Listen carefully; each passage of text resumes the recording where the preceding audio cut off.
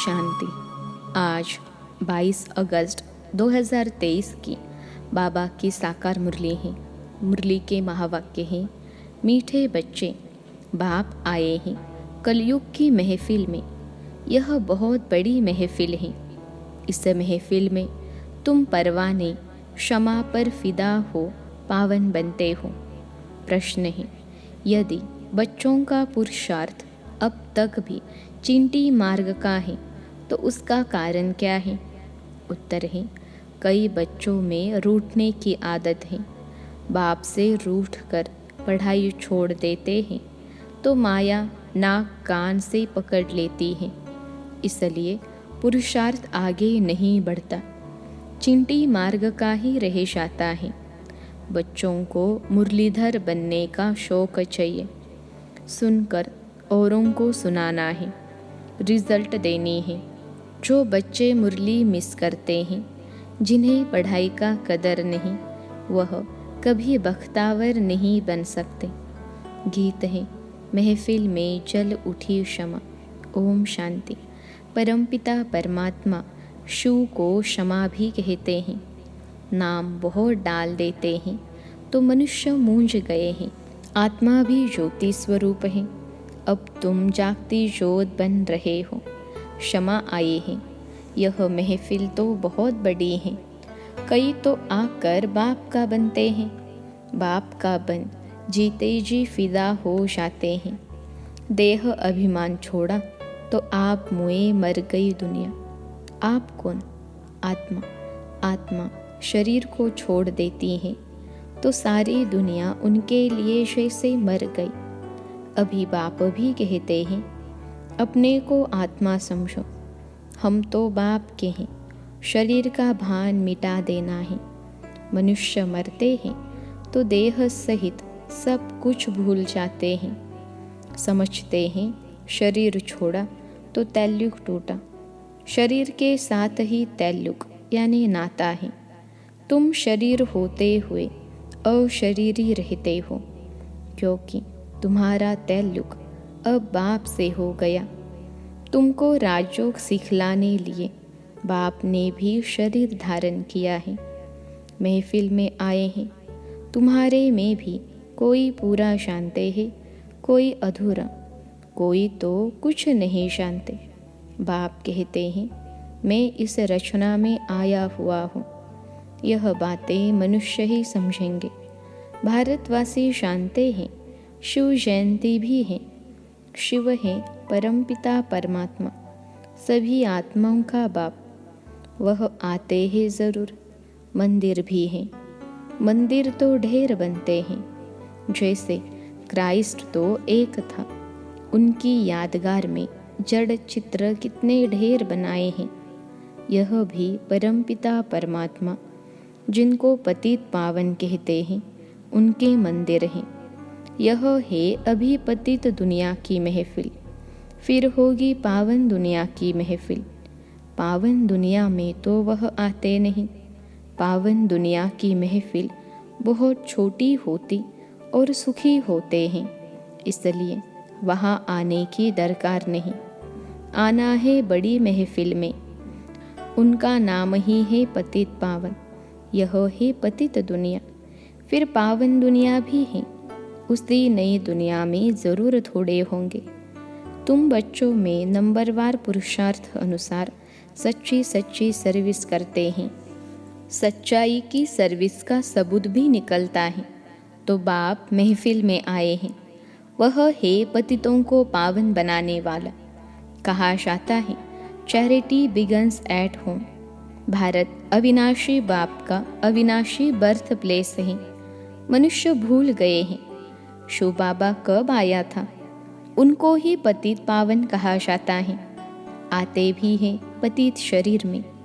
उनकी महिमा कितनी भारी है। शिवाय नमः।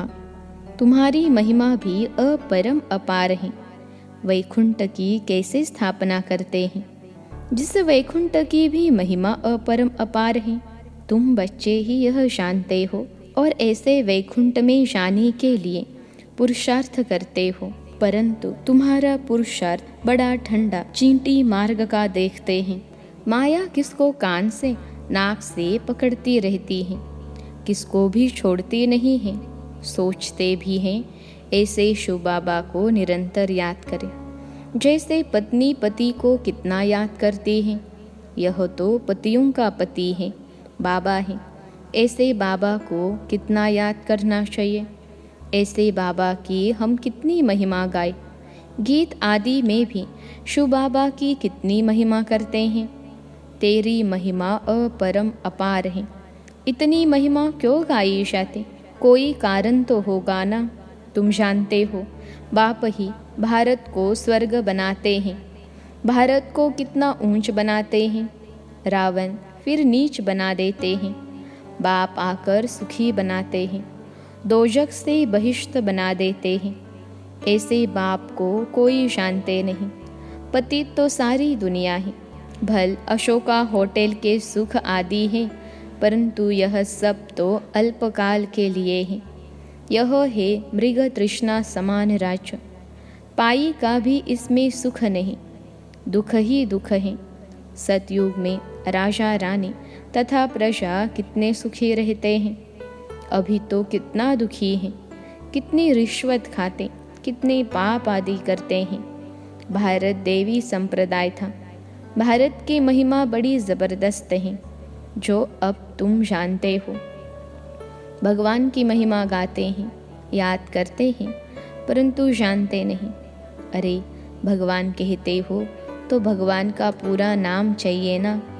उनका नाम ही शिव, उनकी सारी महिमा है। मनुष्य उनके नाम रूप देश काल को जानते नहीं।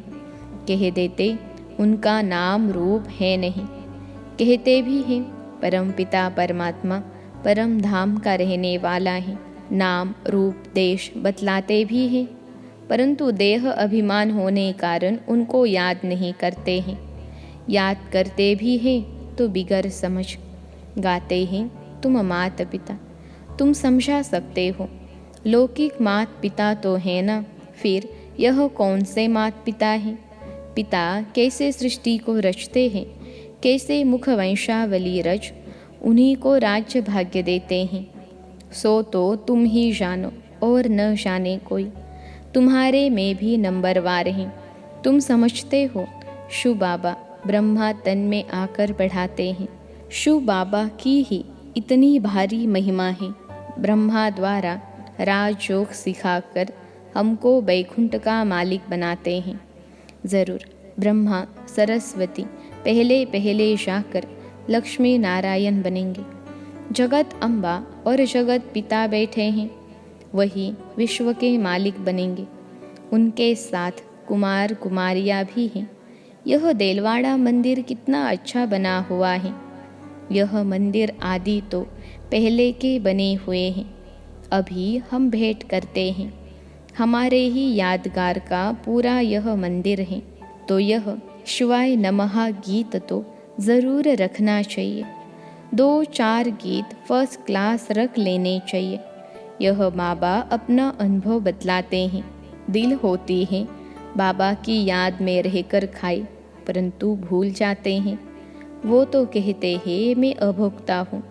उनको यह नहीं आता है कि यह अच्छा है व बुरा है। बाप कहते हैं मैं आता ही हूँ तुम बच्चों को पति से पावन बनाने, क्योंकि रावण ने तुम्हारे ऊपर जीत पहन ली है। अब फिर उस पर जीत पानी है। रावण तुमको कोड़ी जैसा बनाकर देवाला निकाल देते हैं। भारत का अब देवाला है ना, फिर तुमको सॉल्वेंट बनाता हूँ। इन सॉल्वेंट बुद्धि मनुष्य ही बनते हैं। तो यह शिवाय नमः का गीत बड़ा अच्छा है। नंबर 1 उनकी महिमा है। फिर भारत की भी महिमा है। वंडरफुल भारत था।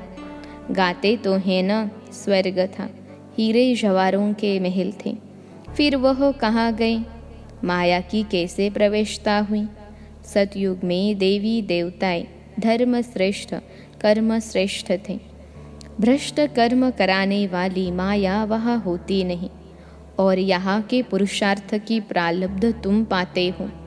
तुमको कोई दुखी होने की बात ही नहीं, पाप करने की दरकार नहीं। यहाँ तो पैसे के लिए कितना पाप करते हैं। वहाँ तो बहुत धन रहता है, बेहद के राजाई है ना। गाया जाता है भारत देवी राजस्थान था। जब देवी राजस्थान था तो देवी देवताओं का धर्म श्रेष्ठ था।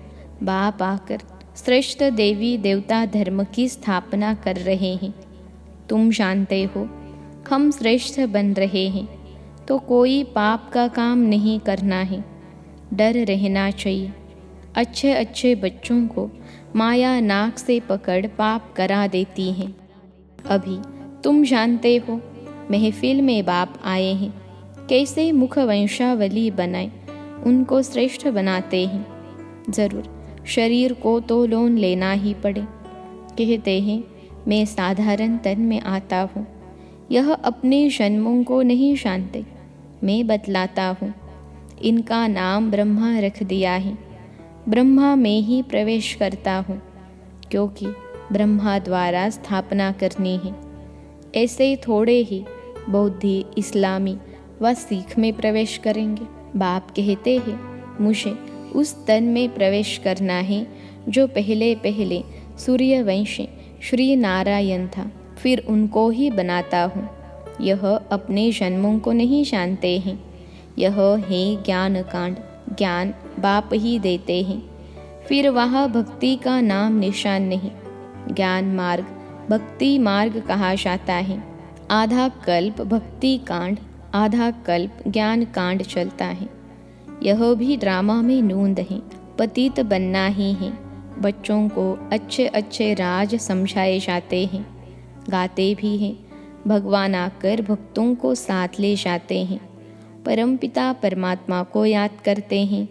बाबा आओ, माया रूपी जंजीरों से आकर छुड़ाओ, हमको लिबरेट करो। जो भी मित्र संबंधी आदि हैं सबको लिबरेट करते हैं। फिर वहाँ देवी माँ बाप मिलेंगे, तुम देवी देवता बन जाएंगे, तुम्हारी आत्मा भी प्योर हो जाएगी।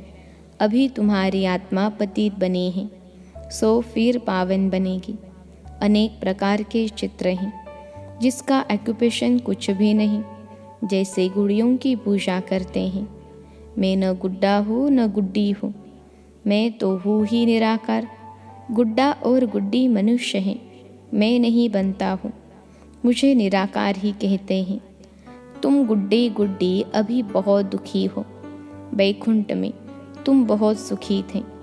सुख की महिमा अपरम अपार है, परंतु बच्चे घड़ी घड़ी भूल जाते हैं, रूठ पड़ते हैं। ब्राह्मणों में से भी बहुत रूठते हैं, रूठ कर वर्षा पाने को ही छोड़ देते हैं। अरे तुमको वर्षा बाप से लेना है ना। यह है अविनाशी ज्ञान रत्न, पढ़ाई है। बाबा ने बड़ा सहज समझाया है। भल तुम कहाँ नहीं आ सकते हो। अच्छा, मुरली तो मांग कर पढ़ सकते हो, इसमें नुकसान की कोई बात नहीं। बाकी हाँ, पुरुषार्थ कर सर्विस का सबूत देना है। सर्विस का सबूत ही नहीं तो मुरली भेजकर क्या करेंगे। मुरली पढ़ी जाती है धारण करने के लिए। अगर एक कान से सुन दूसरे से निकाल देते हैं तो फिर क्या कर सकेंगे। बाबा को याद ही नहीं करते हैं। कोई पाप करते हैं तो बुद्धि का ताला बंद हो जाता है। बाप कुछ नहीं करते हैं, बाप तो समझाते हैं। तुमको बहुत मीठा बनना है, कोई को दुखी मत करो। अंत में तुम बच्चे बहुत मीठा बाप जैसे बन जाएंगे। पुरुषार्थ करना है, दिल से पूछना है, किसको तंग तो नहीं करते हैं, हमसे कोई नाराज तो नहीं होते। यूँ बाहर वाले तो बहुत नाराज होंगे। तुम ब्राह्मण कुल भूषणों को मुरली रोज़ ज़रूर सुननी चाहिए। मुरली नहीं सुनेंगे तो धारणा कैसे होगी। मुरली नहीं सुनते हैं तो ज़रूर समझो वह भक्तावर नहीं। मुरली को कभी छोड़ना नहीं चाहिए। ब्राह्मणियों को भी मुरली शिव बाबा से मिलती है ना, उनसे कनेक्शन रखना है। डायरेक्ट मुरली तो भेजे, लेकिन फिर आप सामान भी बनाकर तो दिखाओ। बाप को याद करते रहो, बाप की याद औरों को दिलाते रहो। समाचार दो तो पता पड़े, नहीं तो कैसे समझेंगे कि बाप की सर्विस कर रहे हो। सबूत ज़रूर चाहिए सर्विस का। मुरलीधर बनने का शौक चाहिए। टेप्स भी मुरलीधर बनती हैं ना। यह एक्यूरेट मुरली सुना सकती हैं, तुम नहीं सुना सकेंगे। तो क्या करना चाहिए? औरों के कल्याण के लिए टेप रिकॉर्ड मशीन लेकर देनी चाहिए। इतने सब सुनेंगे तो उन सब का फल देने वाले को बहुत मिलेगा। ले करके देंगे भी वह जिनको इसके रहस्य का पता होगा। इस मुरली सुनने से तुम राजय पद पाते हो। और कोई का भाषण सुनने से स्वर्ग का मालिक बनेंगे क्या? अथवा मनुष्य से देवता थोड़े ही बनेंगे। यह तो फर्स्ट क्लास दान करना है, जिससे 21 जन्मों के लिए बहुतों का कल्याण होता है। टेप रिकॉर्ड लेकर देना व मकान लेकर देना कितनी अच्छी सर्विस है। बच्चे बैठ सर्विस करेंगे, मकान फिर भी तुम्हारा ही रहेगा, उसका फल तुमको मिलेगा। वहाँ रिटर्न में बड़े बड़े महल मिल जाएंगे। वह समय आएगा जो तुम बच्चों को तो बहुत मकान मिलेंगे, चरणों में झुकते रहेंगे। मकान भी हम क्या करेंगे? हमको तो सिर्फ सर्विस करनी है। मकान लो फिर मुफ्त में पैसा भर कर क्यों दो? सौदागर भी तो यह पक्का है, सेंसिबल सौदागर हैं। अच्छा, मीठे मीठे सिखिलते लकी ज्ञान सितारों प्रति माता पिता बाप दादा का याद प्यार और गुड मॉर्निंग। रूहानी बाप की रूहानी बच्चों को नमस्ते। हम रूहानी बच्चों की सिखिलते रूहानी माता पिता बाप दादा को याद प्यार, गुड मॉर्निंग और नमस्ते बाबा नमस्ते। धारणा के लिए मुख्य सार पहली पॉइंट है, शरीर में होते सबसे ताल्लुक यानी नाता तोड़ अशरीरी बनने का पुरुषार्थ करना है। बुद्धि से सब कुछ भूल जाना है। दूसरी पॉइंट है, पुरुषार्थ कर सर्विस का सबूत देना है।